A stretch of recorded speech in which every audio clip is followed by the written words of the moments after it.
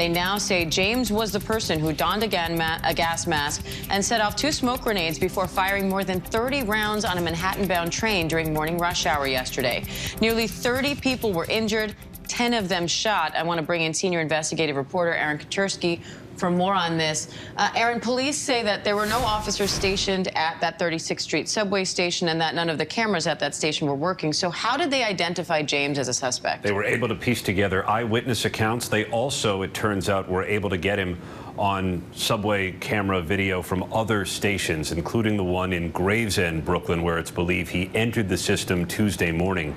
This is not far from where his U-Haul van that he had rented in Philadelphia was also discovered. So police have spent the overnight hours piecing together all of his movements from different security cameras. They've talked to a number of different eyewitnesses, and they've been able to now consider him the suspected gunman, no longer just a person of interest. And police haven't said anything about a motive here, but do they have a working theory? What are they looking at? Yeah, they still aren't sure about the motive, but there have been a number of social media postings from this suspect, Frank James, and a number of them are really irrational rantings, Diane. And they everything from the mayor here in New York and subway crime, also to Vladimir Putin and what's going on in Ukraine. So it really runs the gamut.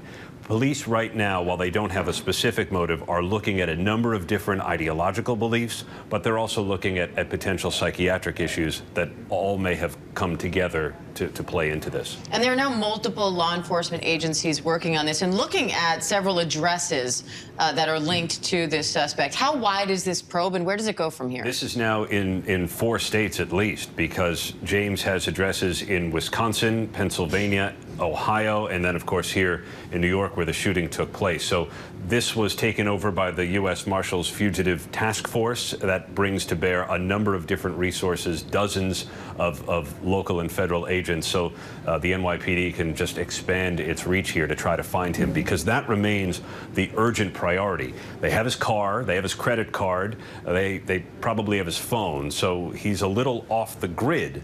That doesn't mean he isn't still dangerous. And on that note, what are they doing to try to ensure people's safety right now while he is out there? And what's the latest on the victims? Right now, they are holding over transit police for an extra shift to put extra cops in the subway, just to give people that reassurance. Subways were busy this morning.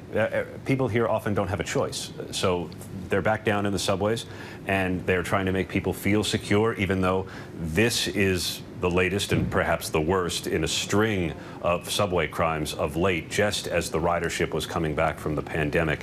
The victims are mainly out of the hospital, but there are still a few that are in, including 2 teenagers who were shot. The mayor said he's going to call them to see how they're doing. But thankfully, everyone is going to live. Those most critically hurt have stabilized and are going to survive. Definitely a bad situation that could have been a lot worse. Aaron Katursky, thank you. Thanks, Dan.